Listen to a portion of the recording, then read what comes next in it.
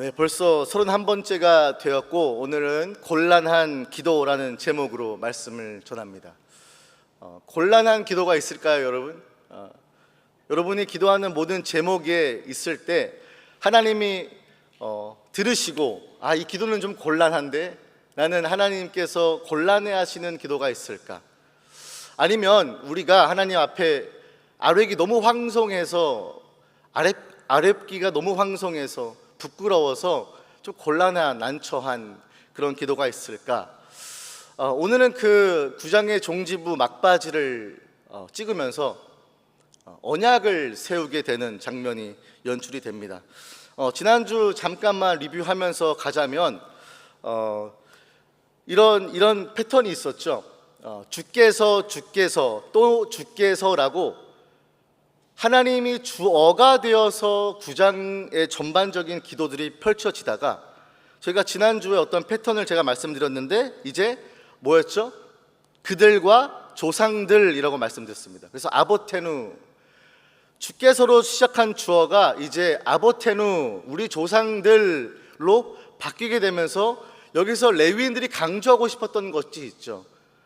하나님은 지속적으로 신실하시고 선하게 하나님의 백성들을 인도하셨다면 그 반면 on the other hand 우리의 조상들과 그들은 하나님의 말씀을 샤마 듣지 아니하였다라고 말씀드렸습니다. 기억나시나요?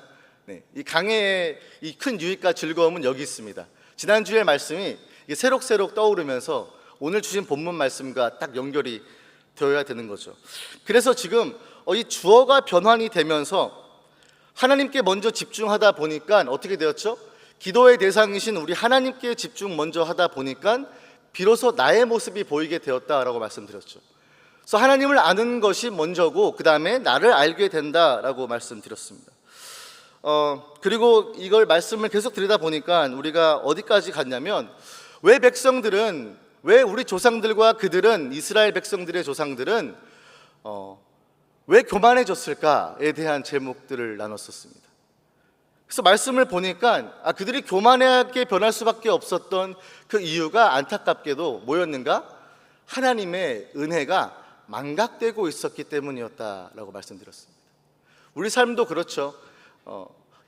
지난 한 주 여러분 어떻게 살아오셨는지는 모르겠지만 이 예배당을 발을 나섰을 때 혹은 월요일이 왔을 때 주일에 예배 드리고 뜨겁게 나눔도 하고 찬양도 하고 기도도 했는데 하나님이 월요일만 되면 왜 생각이 나지 않는지, 왜 할 일만 생각이 나고 왜 근심거리만 가득하고 왜 이런 것들만 생각이 나는지, 이런 것들을 잊을 때마다 내가 교만해지는 이유는 무엇인가? 내가 내 힘으로 노력하려고 그러고 내 힘으로 이거를 하려고 하니까 사실 내 삶의 주인이 그때 바뀌기 시작하는 것이죠.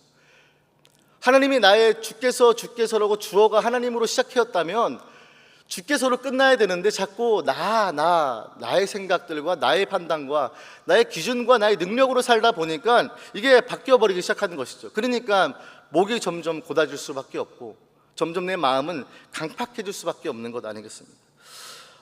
이런 우리 같은, 그리고 이스라엘 백성같이 그냥 버리시고 내버려둬도 정말 싼 자들이지만 이런 고집스러운 죄인을 놓지 않으시고 포기하지 않으셨던 하나님의 사랑을 우리는 지난주 보았고요. 그리고 지속적으로 느헤미야를 통해서 볼 것입니다. 느헤미야 9장 17절 한번 보여주시겠습니까? 상반절인데 한번 같이 읽어볼까요? 시작. 거역하며 주께서 그들 가운데에 행하신 기사를 기억하지 아니하고 목을 굳게 하며 패역하여 스스로 한 우두머리를 세우고 종되었던 땅으로 돌아가고자 하였나이다. 여기서 여러분 기억하다라는 히브리어가 자카르라는 뜻이에요. 자카르. 이 자카르라는 뜻은 보니까 생각하다, 회상하다, 잊지 않다라는 뜻입니다.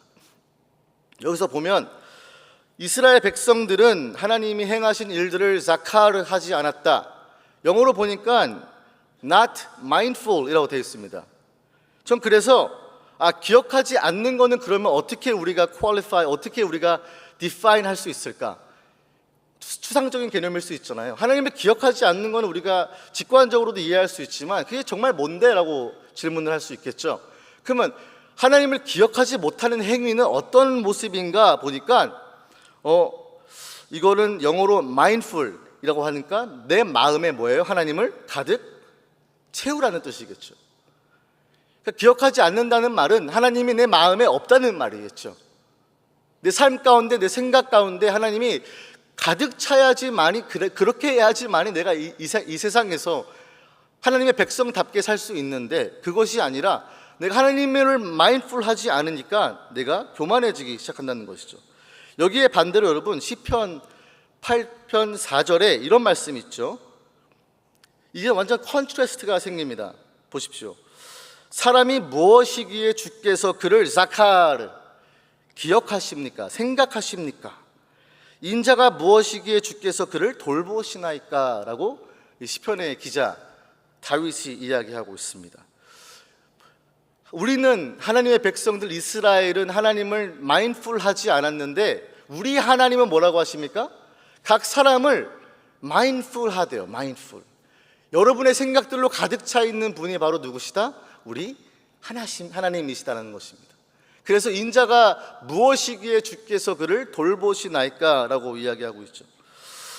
저는 이 말씀을 들으면서 여러분에게 먼저 도전하고 또 권면하고 싶은 것은, 하나님은 여러분을요 계속적으로 생각하고 계십니다. 이게 여러분, 하나님이 전지전능하신 분이신데 내가 잠깐 돌아보니까 깜빡해가지고 내가 저 청년을 생각해야지 라고 깜빡해서 생각하거나 리마인드하거나 리멤버하는 정도가 아니라, 하나님은 지속적으로 끝까지 단 한 번도 여러분을 생각해서 거둔 적이 없으시다는 거예요. 그 마음이 여러분들로 꽉 차 있기 때문에 여러분들을 생각하시고 돌보시는 하나님이시다라는 것이죠. 이 파트에서 저는 여러분 찬송가가 하나 떠올랐는데, 하나님의 은혜로라고 아십니까? 혹시 어떻게 부르는지 아세요? 제가 가사가 저기 있는데 혹시 아시는 분들 짧게 한번 같이 불러볼까요? 하나님의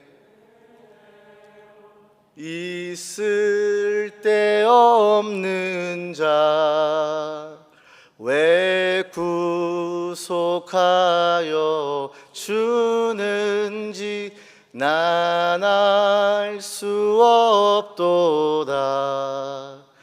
내가 꽃도 의지함은 내 모든 형편 아시는 주님 늘 돌보아 주실 것을 나는 확실히 아네. 아멘이십니까? 이 찬송가가 떠올랐는데, 이게 여러분 보니까 1883년에 만들어진 찬송가더라고요. 무려 140년이 지난 찬송가입니다. 근데 이걸 보는데 저는 여기서 이 작사하신 분이 이름을 보니까 뭐였더라? 여기 써 있는데 데니얼 위틀이라는 분이에요. 데니얼 위틀이라는 사람인데, 이분이, 저는 이 가사가 정말 아름다운 게 뭐냐면, 지난 주일 말씀이랑 일맥상통하는 게 있어요. 있을 데 없는 자, 뭐죠? 자격이 없는 나 같은 사람을 왜 구속하여 주는지, 왜 나를 자녀 삼아 주시고 구원하시는지 알 수가 없다는 거죠. 하나님을 만난 사람은 여러분 이 140년 전에서도 마찬가지였을 것입니다. 지금 이 자리에서도 마찬가지일 줄 믿습니다. 이 데니얼 위틀이라는 사람이, 여러분 저는 재밌게 표현하는 것이 뭐냐면, 자기는 한 가지를 도무지 알 수가 없대요. 그리고 다른 한 가지는 정확하게 확신한다라고 두 가지를 딱 하나씩 올리지 않습니까? 그게 뭐죠? 이 쓸데없는 자를 왜 살려주시는지 알 수가 없다. 인간의 궁금증 하나. 왜 나를 택하시고 사랑하시고 왜 독생자 예수 그리스도를 나에게 보내셨는지 도무지 알 수가 없다. 이게 첫 번째 하나의 질문이었고, 그게 뭐예요? 늘 보호하여 주시는 하나님을 나는 뭘 한다요? 확실히 안다라고 하고 있습니다. 엄청난 아이러니와 패러독스가 있는 거 아닙니까? 알지 못하는 한 가지와 전폭적으로 확신하는 한 가지가 있는데, 나를 구원하신 그 은혜는 정말 내가 어떻게 이해할 수가 없는데, 다만 내가 확신하고 있는 것이라고 한다면 나를 언제나 감찰하시고 돌아보시고 마인드풀 하시는 하나님께서 뭐예요? 나를 보호하고 계신다라는 그 확신이 이 사람에게 있었다는 것이죠. 오늘 본문은 이제 9장을 마무리하면서 여러분들에게도 말씀드리고 싶은 거는, 여러분 은혜 받은 자라면 이런 감개무량한 감정과 감격이 아니겠습니까? 그렇다면 여러분들은 하나님의 은혜 받은 그 빚진 자들로서 어떻게 돌려드리고 있습니까? 여러 가지 방법이 되겠죠. 여러분의 일터에서, 여러분의 일상생활에서, 여러분이 있는 학업에서, 여러분이 있는 어떤 그 자리가 되든지 간에 여러분들은 이 하나님의 은혜를 어떻게 돌려드리고 섬기고 있는지 먼저 우리가 묵상해 봐야 될 것입니다. 레위인들의 이 기도가 여러분, 이 다니엘 위틀의 찬송가처럼 하나님에 대한 기대와 소망으로 고조되고 있다는 것을 우리가 이제 보게 됩니다. 그런데 여기서 한 가지 제가 오늘 말씀을 묵상하면서 느낀 점이 뭐냐면, 이 고조되고 있는 소망과 기대감에 있는 이 이스라엘 백성들이 넘어야 할 하나의 큰 관문이 남아 있었다라는 것을 깨닫게 돼요. 오늘 본문 32절 말씀입니다. 좀 긴 것 같지만 같이 한번 읽어보겠습니다. 시작. 우리 하나님이여, 광대하시고 능하시고 두려우시며 언약과 인자하심을 지키시는 하나님이여, 우리와 우리 왕들과 방백들과 제사장들과 조상들과 주의 모든 백성이 아수르 왕들의 때로부터 오늘까지 당한 모든 환난을 이제 작게 여기지 마옵소서. 이제 약간 곤란한 기도가 되는 것이죠. 우리가 당하고 있는 모든 환난을 하나님 작게 여기지 말아 주십시오. 염치불구하고 드리는 하나의 기도이겠죠. 여기서 여러분 근데 원문을 보면요, 그리고 제가 가져온 트랜슬레이션 영어는 ESV인데, 원래 이 첫 번째 히브리어가 원문에 있는 단어가 이 아타라는 단어인데, 이 단어의 뜻은 뭐냐면 영어로 보면 뭐라고 되어 있죠? Now, therefore 이라고 되어 있잖아요. 그게 무슨 말이에요? 지금까지 했던 모든 내용들을 합산해서 뭐 하는 거예요? In conclusion을 내는 거죠. 그죠? Therefore, 이 모든 것들에 얘기한 모든 기도 제목들과 내용들을 가지고 합산하여서 이제부터 나는 결론을 내린다라는 어떤 의미겠죠. Now, therefore. 그래서 지금 이 백성들과 레위인들이 기도를 같이 하고 있는데, 회개가 먼저 터져 나왔었죠. 회개의 기도가 나온 다음에 이스라엘 역사들을 하나씩 되짚어 봤습니다. 그리고 이제 9장 마지막 하이라이트로 지금 이 장면이 나오고 있는 거예요. 그럼 이들의 결론은 무엇인가? 지금 마지막 종착지로 가고 있는 거거든요. 32절에서 여러분 근데 먼저 눈여겨보고 싶은 몇 가지가 있는데, 첫 번째로는 레위인들의 기도가 그들과 아보테누 조상들이었다면 지금 어떻게 바뀌었죠? 뭐라고 되어 있죠? 우리로 바뀌었잖아요. 나를 이제 인클루드하기 시작한 거예요. 이스라엘 조상들의 역사를 보면서 뭔가 역사책을 읽어나가는 것처럼 레위인의 기도가 시작됐다면, 이제는 우리라고 하는 거예요. 나도 이제 인클루드 되어 있다라고 하는 것이죠. 그러면서 하는 말이 무엇입니까? 아수르 왕들의 때부터 오늘까지라고 이야기하고 있는 것이죠. 여러분, 북이스라엘이 아수르에게 멸망당한 것이 혹시 역사에 궁금하신 분 있으면 BC 722년입니다. 남유다는 언제 멸망했는가? BC 586년입니다. 느헤미야가 성벽을 재건했을 때는 BC 445년입니다. 여기서 문제. 따단. 자, 그러면 아수르 왕 때부터 오늘까지는 몇 년의 세월이 지났을까요? 얼마가 될까요? 270에서 거의 300년 가량이 지난 사건인 거죠. 지금 우리 이스라엘 백성들이 자기 자손들의 조상들의 역사를 이야기하다가 아수르의 왕 때부터 이제 내가 지금 현재 있는 오늘날까지 어떤 일이 있었는지를 고백하고 있는 것인데, 쉽게 말하면 이 반복되고 있는 이 역사책이 마냥 한 페이지를 읽어나갔던 그 기도가 나와는 무관하고 나랑 상관이 없는 일이야. 300년에 전에 있었던 거는 I don't care. 상관이 없는 일이라고 생각했던 사람들이 이제 우리를 함께 인클루드 하면서 얘기하는 게 뭐예요? Until this day, 오늘의 지금의 내가 살고 있는 현재 진행형 이 날까지 나에게 실제적으로 영향을 주고 있었던 것이 바로 뭐예요? 우리가 갖고 있었던, 그들이 갖고 있었던, 조상들이 가지고 있었던 죄악이었다라고 인정하기 시작하는 거예요. 인정하기 시작한 거예요.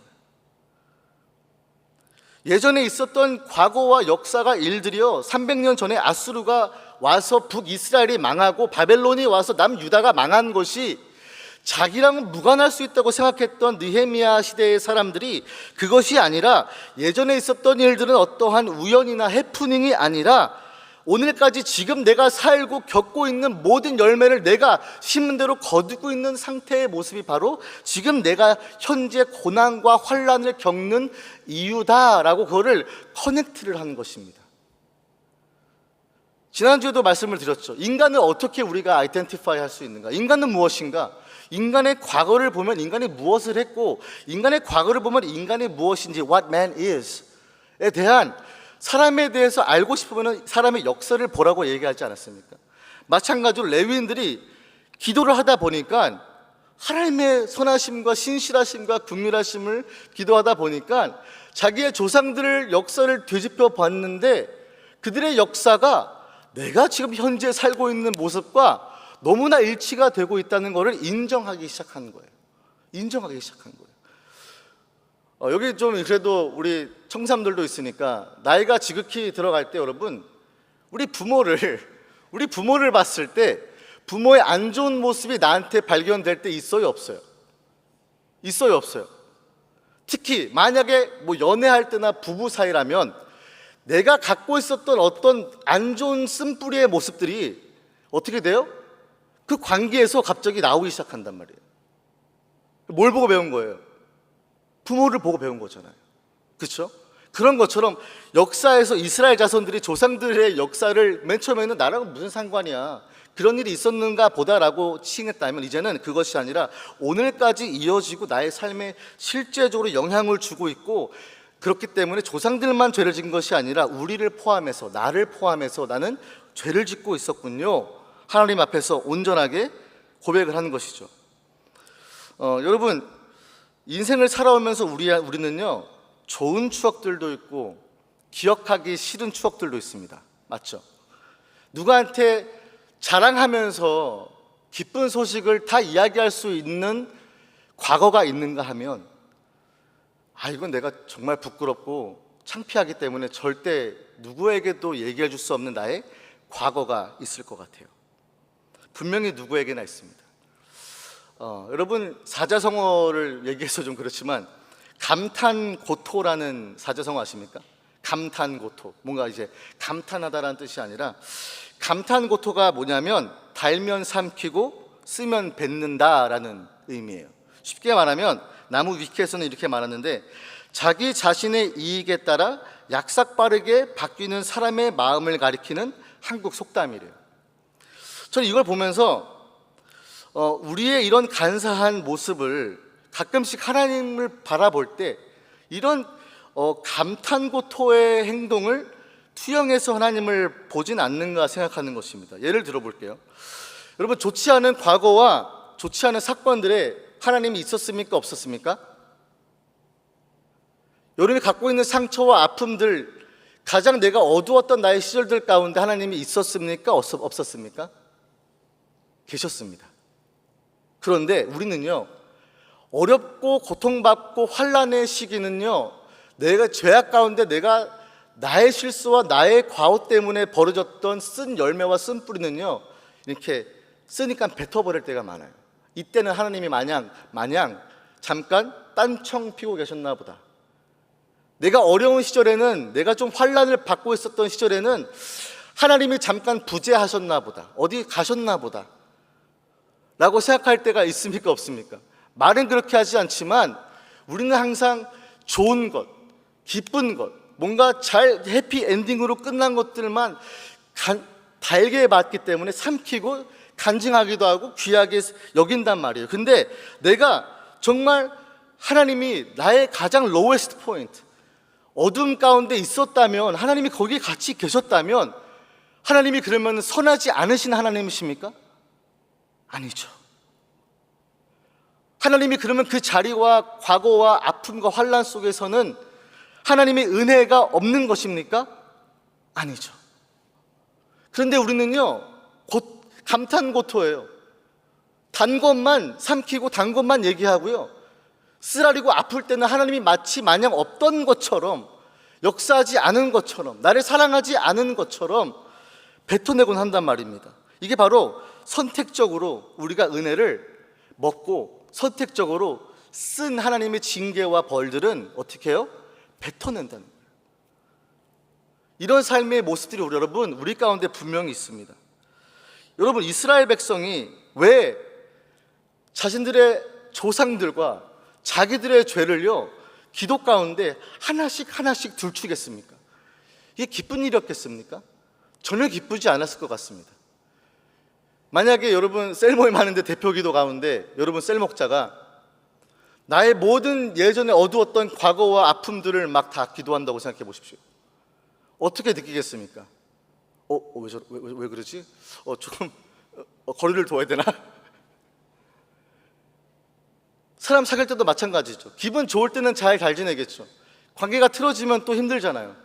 그래서 여러분, 이 감탄고토가 우리 인생에 그냥 뿌리 깊게 남아 있는데, 이 회개를 봤더니 회개는 내가 그냥 어느 적당히 회개하는 것이 아니라 내가 정말 쓰고 삼키기 힘든 거라도 하나님이 그 자리에 계셨기 때문에, 하나님이 신실하게 내 그 삶에서 가장 어두운 환난과 고난의 시절도 하나님이 계셨기 때문에 이것 또한 하나님이 은혜입니다 라고 고백하는 것이 바로 우리가 진정 하나님 앞에 올바르게 고백되어지는 그리스도인의 모습인 줄 믿습니다. 여러분도 기도할 때 아마 보세요. 정말 교제할 때 보세요. 이런 거 다 숨기고 다 좋은 것만 얘기하려고 하는 모습이 바로 우리의 모습입니다. 기억하기도 싫고 회상하기도 싫은 이 쓰라린 상처와 실패를 레위인들은 기도를 통해서 끄집어내기 시작한 것입니다. 본문 33절 말씀 볼까요? 오, 엄청 빠르네요. 어떻게 알았죠? 원고대로 가고 있어서 그렇군요. 자, 그러면 함께 같이 읽어보겠습니다. 시작. 우리가 당한 모든 일에 주는 공의로우시니 우리는 악을 행하였사오나 주께서는 진실하게 행하셨음이니이다. 아멘. 그쵸? 기도가 바뀌었죠. 이제 인정하기 시작한 거예요. 무슨 말이에요? 우리가 당한 그 한 부분의 일만 우리가 악을 행했습니다라고 얘기하나요? 아니죠. 뭐라 그래요? 우리가 당한 모든 일이래요. 내가 지금 겪고 있는 아픔과 고통과 환난과 하나님이 징계로 주시는 벌까지도, 심판까지도 인정한 거예요. 겸허히 받아들이기 시작하는 거예요. 그래서 우리가 뭐래요? 악을 행하였사오나 라고 고백할 수 있는 용기가 나오기 시작하는 거라는 것입니다. 나쁘끄럽고 창피한 사실들, 조상들의 모습들을 전혀 부끄러워가지고 입 밖으로 뻥끗하기도 싫은 내용들을 하나씩 하나씩 어렵사리 입으로 뱉어내기 시작하고 있는 것입니다. 이게 뭘 의미하겠습니까? 이제는 그 고집과 교만을 꺾고 죄를 올바르고 전적으로 겸허하게 인정하고 받아들이겠다는 자세와 태도가 기도를 통하여서 변환되기 시작하는 것이죠. 단 것만 삼키는 것이 아니라. 왜냐하면 여러분, 지금 느헤미야 시대에 사람들이 어떤 시대예요? 바벨론에게 멸망당한 시대입니다. 그렇죠? 그리고 바사 왕이 통치하고 있는 시대입니다. 그러면 하나님이, 우리가 예레미야를 큐티하면서 묵상해서 알겠지만, 이게 하나님이 그들을 진멸하고 아예 그냥 다 죽여버리기 위해서 바벨론을 와서 멸망시켰나요? 하나님이 그들을 사랑하지 않으셔서 그들을 멸망시켰나요? 아니었잖아요. 그렇죠? 그러니까 그들은 그거를 깨닫기 시작하는 거예요. 근데 여러분, 이건 사실은 정말 어려운 일이었을 것입니다. 내 죄를 고백하는 것이 얼마나 어려운 일입니까? 예레미야 이 큐티 본문에서 여러분 기억나실지 모르겠지만 멍에를 만들려고 그러죠. 멍에를 만들려고 그러고 멍에를 줍니다. 근데 멍에를 깨트려 버리죠. 그래서 하나님이 뭐라 그래요? 내가 철로 만든 멍에를 줄 것이다 그래요. 바벨론을 통하여서 예루살렘 그리고 이스라엘 백성이 멸망이 임박해 왔다고 누가 어떤 선지자가 계속 선포했습니까? 예레미야가 눈물로 호소했습니다. 죄에서 돌이켜야 합니다. 우상을 섬기면 안 되고 하나님만을 섬겨야 합니다. 하나님 말씀만 따라가야 합니다. 눈물로 호소하면서 예레미야는 선포했습니다. 목 터져라. 그런데 어떻게 됐죠? 38장에 시드기야 왕이 나는 하나님 말씀, 선지자로 통한 하나님 말씀을 듣지 않겠다고 고집을 피웠습니다. 듣지 않을 거라고 그랬습니다. 그래서 예레미야 이 전반부 6장에 보면요, 평강하다 평강하다 평강하다 했던 거짓 선지자의 그 단 말이 달고 달리단 밤양갱이 아니라 달고 단 내가 삼키기 좋아하는 평강하다 평강하다가 말이 내 마음에 쏙쏙 들어오기 시작하는 거예요. 느헤미야가 아니야, 심판받을 거야, 이렇게 하다가는 벌 받을 거야, 하나님이 징계하실 거야, 너가 짓고 있는 그 죄를 통하여 하나님이 너를 정결케 하실 거야, 먹이를 매게 하실 거야 했던 그 쓰고 쓰디 그 말은 뱉어버렸습니다. 듣지 않을 거예요.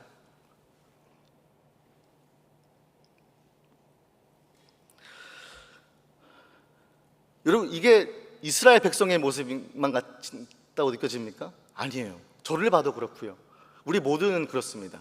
누가 사탕 발린 소리 듣는 거 싫어하는 사람 있습니까? 칭찬은 누굴 더 춤추게 해요? 고래도 춤추게 한다 그러잖아요. 좋은 이야기 하는 사람도 여러분 다 좋은 이야기 할 수 있습니다. 다 좋은 말 할 수 있어요.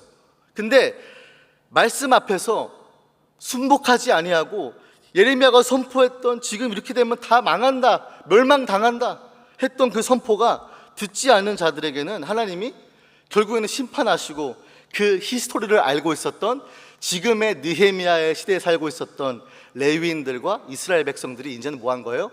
인정하기 시작한 거예요. 우리의 조상들은 교만해서 목을 꼿꼿이 세워서 그 예레미야의 선포하는 말과 심판의 말씀을 듣지 않았지만 나는 이제 인정하기 시작한 거예요. 하나님, 지금 오늘까지 내가 겪고 있는 환난과 아픔은 내가 심었던 나의 죄악의 씨였군요. 이걸 여러분 인정하기 시작한 거예요. 받아들이기 시작한 거예요. 그래서 여러분 오늘 포인트는 이겁니다. 기도는 뭐냐? 기도는 하나님의 의로우심을 통해 지금 right now, 지금을 해석하며 신앙적 결단, 오늘 나중에 후반부 나올 때 갱신에 이르게 된다는 거예요. 기도는 하나님의 의로우심을 통하여 지금을 해석하고 신앙적 결단에 이르게 된다가 오늘의 말씀의 포인트입니다. 자, 그럼 이게 무슨 말인가? 이제 여러분 보세요. 제가 헛소리 하는 게 아닙니다. 34절부터 37절까지 여러분 보세요. 어떤 게 이루어지고 있죠? 자신들의 죄를 인정하기 시작해요. 받아들이기 시작해요. 그래서 제가 좀 몇 가지 적어봤는데 34절부터 37절까지 보니까 주의 율법을 지키지 아니하였다 인정하죠. 순종하지 아니하였다 인정하죠. 주를 섬기지 아니하였다 인정하는 거예요. 인정하기 시작하는 거예요. 근데 나아가서 그들이 계속적으로 악행을 그치지 않았기 때문에 지금 바사가 우리를 통치하고 있는 이유가 다른 이유가 아니라 우연적인 해프닝이 아니라 내가 조상들과 같이 똑같이 악을 행하고 율법을 지키지 아니하고 순종하지 않았던 나의 현실의 모습에 입각되어서 그 심었던 열매, 씨앗들이 열매를 맺고 있었다라고 하는 것이죠. 그래서 어떤 결과를 가져왔습니까? 본문 36절 말씀입니다. 제가 읽어드립니다. 우리가 오늘날, 또 강조가 되죠. 또 강조가 되는 거예요. 오늘까지 임했던 이유가 실제적으로 역사가 나랑 무관했던 것이 아니라 오늘날 나에게, 우리가 오늘날 종이 되어버렸대요. 종이 되어버렸대요. 곧 주께서 우리 조상들에게 주사 그것의 열매를 먹고 그것의 아름다운 소산을 누리게 하신 땅에서 우리가 뭐래요? 종이 되었나이다 라고 하고 있습니다. 그들이 여러분 조상들의 과오와 아픔과 실패를 인정하고 하다 보니까 자신들의 모습 또한 죄악들로 가득했던 것을 인정하기 시작하는 것입니다. 그래서 결과적으로 뭐냐? 지금 종이 되어 있다는 상태인 것을 고백하고 있는 것입니다. 이 종이 되었다는 표현을 들으면 여러분, 이스라엘 백성에게는, 여러분들에게는 성경을 봤을 때 구약에서 어떤 장면이 떠오르십니까? 애굽에서 이스라엘 백성이 종살이 하던 거 생각나시죠? They were slaves. 영어로 보면 we are slaves라고 얘기하죠. Behold, we are slaves this day. We are slaves라고 얘기하잖아요. 이게 무슨 말이냐면 애굽에서 종살이 하던 때를 상기시키고 우리 삶이 마냥 지금 종살이하고 있다는 거예요. 죄의 종노릇하고 있는 모습이 바로 우리의 모습이다라고 이야기하고 있는 것입니다. 그래서 더 나아가죠. 우리가 하나님께서 이스라엘 백성에게 가나안 땅에, 여기 약속의 땅이야, 너희들이 거기서 사람들을 몰아내고 너가 살고 거기 있는 모든 기름지고 복된 모든 것들을 누리고 나의 복을 누릴 거야 라고 하셨던 가나안 땅에서 어떻게 되었어요? 그 땅을 빼앗겼다라고 얘기합니다. 빼앗긴 걸 넘어서 우리의 죄로 말미암아 이방 왕들이 이 땅에 많은 소산을 얻고 있다라고 자백하기 시작합니다. 그럼 이스라엘 백성들이 뭘 회복한 거예요? 이제는 기도하다 보니까 자신이 언약 백성인 것을 인정하다 보니까 내가 뭐 하는 사람이었는지, 내가 하나님의 백성을 인정하기 시작했다 보니까 정체성이 회복되기 시작한다는 거예요. 그러면 여기서 남은 건 한 가지죠. 그 첫 번째 큰 관문 뭐였죠? 내 죄와 나의 허물들을 인정하는 관문을 넘었으니까 이 백성들이 어떻게 나아가는가? 언약 백성이라는 정체성이 회복되니까 이제 38절, 오늘의 본문 마지막 절입니다. 9장의 마지막 절, 이 하이라이트로 딱 오게 된 거예요. 어떤 특별한 행위를 하는데 오늘 본문 38절 말씀에 나와 있습니다. 무엇을 했을까? 죄를 인정하고 회개했을 때 이들은 뭘 했을까? 한번 같이 읽어보겠습니다. 시작. 견고한 언약을 세워 방백들과 레위 사람들과 제사장들이 다 임봉하나이다 하였느니라. 여러분, 지금 레위인들과 이스라엘 백성들이 이제 리더십이죠. 지금 있는 방백들, 레위 사람들, 제사장들이 이제 임봉하고 사인하고 시일하지 않습니까? 여기서 뭘 한 거예요? 죄를 인정하고 회개하다 보니까 뭘 한 거예요? 언약을 갱신한 거예요. 하나님의 언약 백성으로서 다시 살겠다고 리뉴한 거예요. 다시 나는 하나님의 백성인 것을 정확하게 깨닫다 보니까 어떻게 살아야 하는지에 대한 그 갱신이 이루어진다는 것이죠. 언약 갱신은 무엇인가? 이스라엘 백성이 하나님을 잊거나 죄 때문에 멀어졌을 때 다시 하나님께로 돌아오겠다고 하는 신앙적인 결단이 바로 언약 갱신입니다.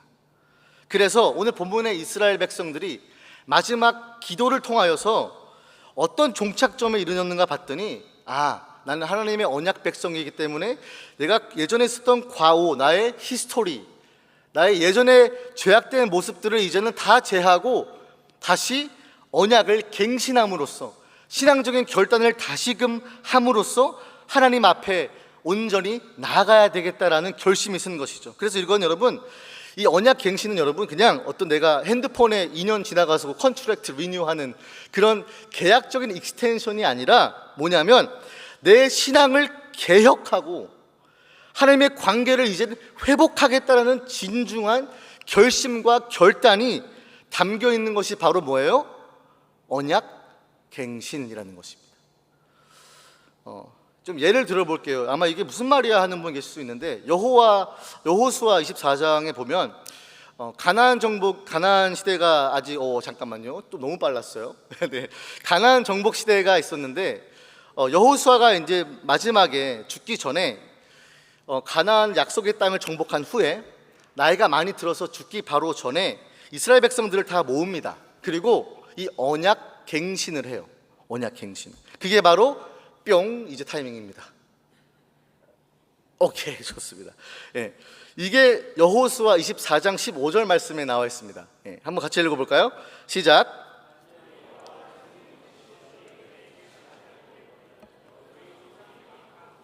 섬기던 신들이든지 또는 너희가 거주하는 땅에 있는 아모리 족속의 신들이든지 너희가 섬길 자를 오늘 택하라. 오직 나와 내 집은 여호와를 섬기겠노라 하니. 이게 많이 아시죠? 예. 오직 나와 내 집은 여호와를 섬기겠노라. 아마 좀 신앙생활 하신 분들은 많이 들어봤던 구절인데, 여기서 지금 여호수아는 뭘 한 거냐면 언약 갱신을 한 거예요. 가나안 땅 정복을 한 다음에 이제부터는 여호수아가 죽고 당신들이, 이스라엘 백성들이 이 땅에서 살아야 되는데, 나와 내 집은 하나님을 섬길 것인데 너희들은 어떻게 할래? 지금 택하라 라고 했던 것이 바로 언약 갱신의 모습이라는 것이죠. 여러분, 만약에 여러분들에게 오늘 제가 여러분 택하십시오, 양자택일입니다. 오직 하나님을 섬길 것인지 세상의 성공과 나의 욕심 따라 그걸 따라 섬길 것인지 택하십시오 라고 하는 거와 마찬가지겠죠. 왜냐하면 지금 결단과 결심이 이루어지는 것은 내 정체성이 회복됐을 때, 내가 그리스도인인 것을 정말로 인지하고 뼈저리게 결심하고 결단했을 때 이루어지는 것이 바로 이 언약 갱신인데, 너희가 섬길 자를 오늘 택하라 하고 했던 이 여호수아의 말이 오늘 느헤미야와 오벌랩이 되는 거예요. 싹 기도하다 보니까 조상들의 죄를 발견하게 되고, 그렇다 보니까 이건 아수르 왕 때부터 오늘까지 이어졌던 죄악인 것을 발견하게 되고, 야, 이건 조상들의 죄뿐만이 아니라 나의 죄구나 라고 인정하기 시작하니까, 이제부터 내가 누구를 섬길지를 택하는 시점이 왔다는 것이죠. 여러분, 오늘 주일 예배도 그런 맥락 아니겠습니까? 한 주를 여러분 하나님을 잊고 살고 있었다가 주일에 돌아와서 나는 이번 주 다시 한번 뭐예요? 오직 하나님만 섬기겠다, 하나님만 택하겠다 라고 결심하는 순간이 바로 오늘 예배가 또 아니겠습니까? 저는 이걸 보면서 또 한편에 이런 생각이 들어요. 재밌는 본문 말씀인데 33절에 33절이 아니고 죄송합니다. 제가 너무 빨리 갔네요. 그들이 견고한 언약을 세웠다라고 나오죠. 견고한 언약. 근데 이게 정말 견고했을까라는 생각이 문득 드는 거예요. 여러분들도 분명히 있을 거예요. 하나님 앞에 나는 이제부터 여호와만 섬기겠노라, 그 굳건한 결심과 다짐을 여기 있는 분들 한 번쯤은 해보셨을 거예요. 우리가 이번에 전반기 때 청삼, 청일, 청이 수양에 다녀왔죠. 그때 기도하면서 우리 뭐 해요? 결심해요. 내가 오직 하나님만 섬기겠노라, 하나님 말씀만 따라 살겠노라 결심합니다. 근데 어떻게 됐어요? 어떻게 돼요? 보통은 바로 죄를 짓고 말죠. 그래서 저는 여러분, 오늘 이 백성들이 얼마나 비장했겠어요. 레위인들이 막 기도하고, 사실은 우리가 조금만 더 거슬러 올라가면 느헤미야가 에스라를 통하여서 수문 앞 광장에 모여서 말씀을 낭독했을 때 막 울었잖아요. 근데 울지 말라, 오늘 여호와의 성일이다. 기억나시죠? For the joy of the Lord is your strength. 기억나시죠? 주를 인하여 즐거워하는 것이 너의 능력이고 힘이다라고 선포했잖아요. 그래서 뭐예요? 그날이 보니까 나팔절이었잖아요.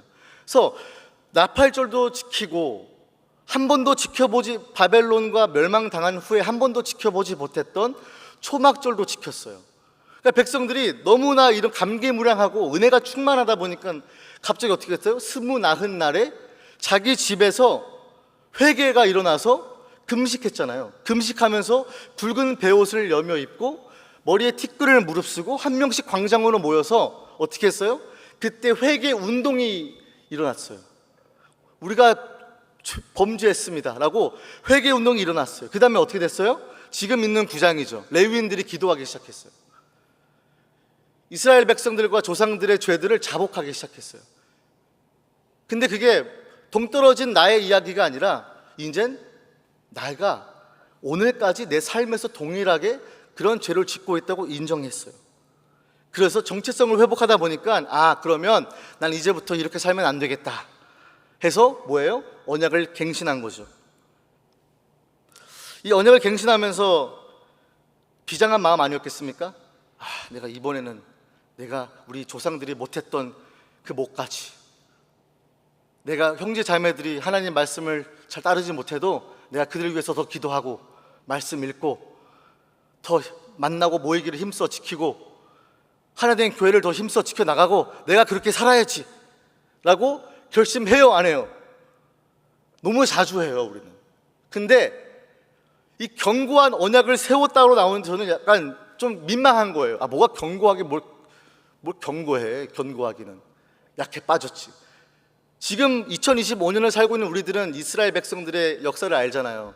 이 사람들이 이 언약을 갱신하고 선포했을 때 그 후에 또 죄를 안 졌을까요? 어떻게 생각하십니까? 또 죄를 졌습니다. 또 넘어졌어요. 그러면 여러분, 이 언약 갱신과 여러분이 하나님 앞에 드리는 기도와 결심이 가치가 없는 것입니까? 무의미한 것입니까? 내가 매번 넘어질 것 같으니까, 내가 반복적으로 짓는 죄가 있으니까 나는 오늘 결심하지 말고 그냥 아무렇게나 무기력하게 있는 것이 맞습니까? 아니라는 것이죠.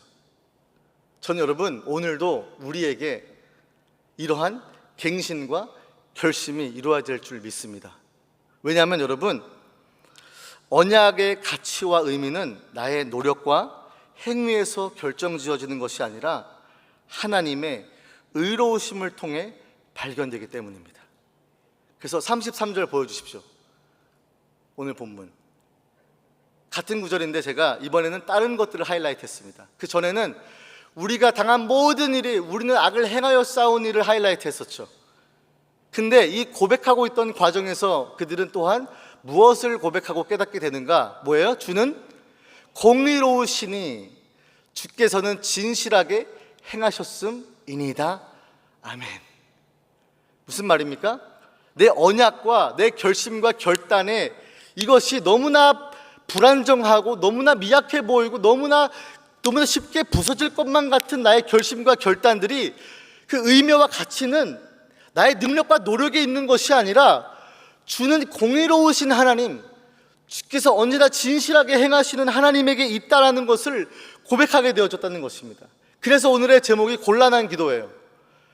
우리는 하나님께 아뢰기 너무 곤란하고 황송하지만 하나님은 그 곤란한 기도가 아니라 나는 지금까지도 공의롭게 너를 심판하시기도 하고 쓰면 뱉었던 우리의 모습들과는 다르게 우리가 어렵고 힘들고 기뻤던 모든 순간순간마다 하나님은 공의로우시고 불변하시기 때문에 우리와 함께 하셨다라는 것이죠.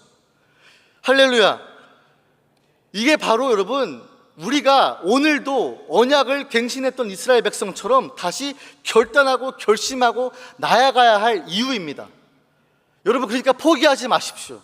내가 지었던 죄가 내일이면 내가 또 지겠지, 내가 또 넘어지겠지, 내가 그 유혹에 또 넘어져서 또 죄를 짓겠지 하니까 내가 무슨 결심이고 나발이고 나는 이제 더 이상 지쳤어. 하나님 앞에서 어떠한 결심도 하지 않을 거야, 어떠한 갱신도 하지 않을 거야 라고 생각했다면 여러분, 그거는 잘못된 생각입니다. 오늘도 결심하셔야 돼요. 오늘도 결단하셔야 돼요. 오늘도 내가 하나님 오직 주만 섬기겠습니다, 오늘 주를 택하겠습니다. 그걸 여러분, 오늘도 나의 능력과 힘이 아니라 하나님, 그분은 공의로우시기 때문에 His righteousness, 하나님이 공의로우시기 때문에 누굴 주셨습니까? 예수 그리스도를 주셨지 않습니까? 그래서 우리가 구원받는 근거와 가치와 이유가 무엇입니까? 우리가 좋은 일을 해서요? 우리가 선행을 해서요? 아니요, 하나님이 공의로우시기 때문이고요, 예수 그리스도의 의가 우리를 살리는 줄 믿습니다. 그래서 여기서 여러분 결심하시는 이유가, 결단하는 이유가 나를 의지해서 하는 결단이 아니라 누가 공의로우세요? 우리 하나님이 공의로우시기 때문에 결단하고 결심하고 나가는 줄 믿습니다. 이 말씀을 마무리합니다. 빌립보서 말씀을 좀 가져왔는데 이 말씀 한번 여러분 지금 7절부터 9절까지 말씀인데 좀 긴데 좀 곱씹어 보면서 읽었으면 좋겠어요.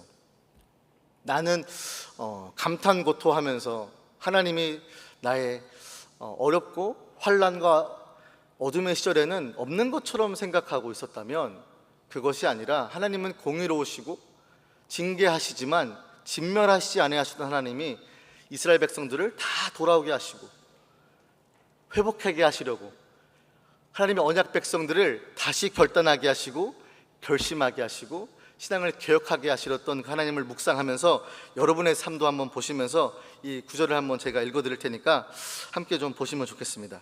보세요. 그러나 무엇이든지 내게 유익하던 것을 내가 그리스도를 위하여 다 해로 여길 뿐더러 또한 모든 것을 해로 여김은 내 주 그리스도 예수를 아는 지식이 가장 고상하기 때문이라. 내가 그를 위하여 모든 것을 잃어버리고 배설물로 여김은 그리스도를 얻고 여기서 그 안에서 발견되려 함이니 내가 가진 의, righteousness, 의는 율법에서 난 것이 아니요 오직 그리스도를 믿는 믿음으로 말미암는 것이니 여기서부터가 하이라이트입니다. 곧 믿음으로 하나님께로부터 난 righteousness, 의로우심이라. 할렐루야. 여러분, 하나님이요 우리가 가끔씩 오해할 때가 있는 것 같아요.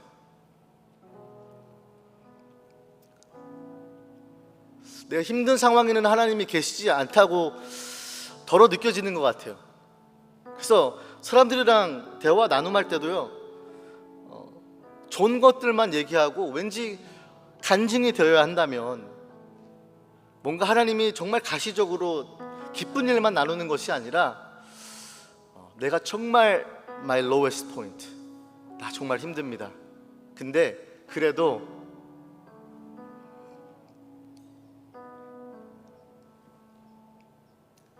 지금도 오늘까지 하나님의 은혜입니다. 그래서 여러분의 셀 모임이 저는 그냥 좋은 이야기 하다 가는 곳이 아니었으면 좋겠습니다. 나의 가장 더럽고 수치스럽고 부끄러운 것들 그 가운데서도 하나님은 공의로우셔서 나를 위해 그 독생자 예수 그리스도를 죽이셨던 그 하나님이 나의 가장 로웨스트 포인트, 거기서도 나를 잊지 아니하시고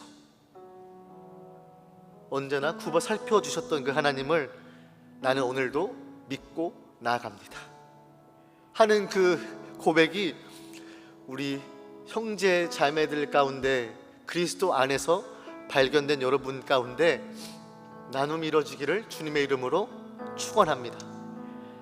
곧 믿음으로 하나님께로 난 의입니다. 여러분, 이거는 우리의 노력이 아니에요. 그래서 여러분 결심할 수 있는 겁니다.